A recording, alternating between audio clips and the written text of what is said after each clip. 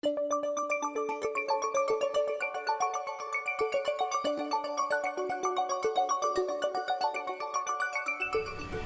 Assalamualaikum warahmatullahi wabarakatuh. Perkenalkan, nama saya Anissa Setianingsih. Saya dari K3 Pagi semester 6. Baik, di sini saya akan mempresentasikan manajemen analisa data, yaitu uji Kruskal-Wallis dengan SPSS. Nah, sebelum kita masuk ke dalam SPSS, kita akan mengenal konsep dasar dari uji Kruskal-Wallis terlebih dahulu. Yang pertama, uji Kruskal-Wallis ialah bagian dari statistik non-parametrik. Yang kedua, uji Kruskal-Wallis digunakan sebagai alternatif atau cadangan dari uji one-way ANOVA ketika salah satu atau seluruh data tidak berdistribusi normal. Nah, yang ketiga, uji Kruskal-Wallis dipakai untuk 3 sampel atau lebih yang tidak berpasangan. Jika sampel hanya 2 buah, maka sebaiknya menggunakan uji Mann-Whitney. Nah, di sini kita akan masuk ke dalam contoh uji Kruskal-Wallis. PT Cahaya memproduksi 4 buah lampu merek A, B, C, dan D.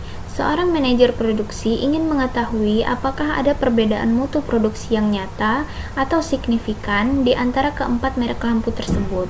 Untuk itu, diambil sejumlah sampel tertentu dari masing-masing merek lampu. Kemudian diukur masa hidup lampu tersebut dengan cara menyalakan alat yang sama hingga lampu mati. Nah, di sini saya sudah membuat datanya ke dalam Excel. Di sini ada nomor, masa atau jam, merek lampu, dan kode merek. Nah, masa jam ini maksudnya ialah seberapa lama lampu tersebut akan mati. Nah, untuk merek lampu ini ada A, B, C, dan D.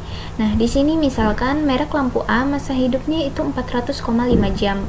Merek lampu A yang kedua masa hidupnya itu 400,2 jam. Selanjutnya, kita akan melakukan analisis uji normalitas terlebih dahulu, apakah data yang saya buat ini yaitu berdistribusi normal atau tidak. Nah, di sini analisis data dari penelitian dengan SPSS, melakukan uji normalitas untuk mengetahui apakah masa hidup setiap merek lampu yang diteliti berdistribusi normal sebagai syarat uji one-way ANOVA atau parametrik. Jika tidak berdistribusi normal, maka alternatif yang bisa dipakai sebagai pengganti uji one-way ANOVA ialah uji Kruskal-Wallis. Nah, di sini kita akan masuk ke dalam SPSS terlebih dahulu. Nah, di sini ada name. Yang pertama kita isi masa. Yang kedua merek. Nah, untuk desimal kita ganti 0. Dua-duanya kita ganti 0. Nah, untuk label yang pertama yaitu masa, jam. Lalu yang kedua, merek lampu.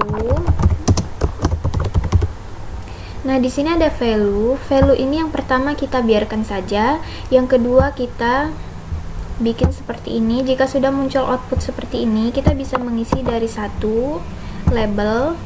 Kita isi merek A, kemudian add. Nah, kita bikin dari 1 sampai 4 karena merek lampu yang kita gunakan tadi itu ada 4, A, B, C, dan D. Nah, jika sudah selesai membuat seperti ini dari 1 sampai 4 merek A, B, C, dan D, kita bisa klik OK. Nah, kemudian untuk measure kita pilih scale. Nah, jika sudah seperti ini kita sudah selesai. Selanjutnya kita masuk ke data view. Nah, di data view ini ada masa dan merek. Di masa kita bisa mengambil data dari Excel yang sudah kita bikin tadi. Kita tinggal mengcopy paste saja. Nah, di sini ada masa jam. Kita copy. Kemudian kita paste ke dalam SPSS masa. Nah, selanjutnya untuk merek kita ambil dari kode merek. Nah, kemudian kita copy. Selanjutnya kita masukkan ke dalam SPSS yang merek. Nah, jika sudah seperti ini, kita akan menguji apakah data yang kita buat ini yaitu berdistribusi normal atau tidak. Caranya itu dengan klik analyze, kemudian deskriptif statistik, kemudian explore. Nah, untuk masa jam kita pindahkan ke dependent list. Untuk merek lampu kita pindahkan ke vector list. Nah, jika sudah seperti ini, display both, plot, kita centang yang normality plot suite test, karena kita akan menguji normalitasnya terlebih dahulu. Nah, selanjutnya jika sudah seperti ini, kita continue, kemudian OK. Nah, kita akan menunggu datanya terlebih dahulu. Nah, jika data sudah muncul seperti ini, output sudah muncul seperti ini, kita melihat dari output yang ketiga. Nah, di sini ada test of normality. Dari mana kita tahu data itu tidak berdistribusi normal atau tidak? Yaitu dari Shapiro-Wilk, yaitu dari SIG ini. Nah, di sini merek A, B, C, dan D di SIG-nya sudah keluar, maka kita bisa melihat dari sini terlebih dahulu. Nah, di sini kita bisa melihat, yaitu ada dasar keputusan uji normalitas. Jika nilai SIG lebih dari 0,05, maka data berdistribusi normal. Jika SIG kurang dari 0,05, maka data tidak berdistribusi normal. Nah, di sini ada merek A, yaitu kurang dari 0,05, SIG-nya hanya 0,035, maka itu kurang dari 0,05 bisa dikatakan data tidak berdistribusi normal. Selanjutnya merek B, kurang dari 0,05 juga, maka data tidak berdistribusi normal. Sedangkan yang merek C dan D itu lebih dari 0,05, maka data berdistribusi normal. Jadi kita tidak bisa melanjutkannya ke dalam uji one way ANOVA, dan kita akan melanjutkannya ke dalam uji Kruskal-Wallis. Nah, gimana sih caranya? Di sini kita back terlebih dahulu, kemudian pilih analyze, kemudian non-parametric test.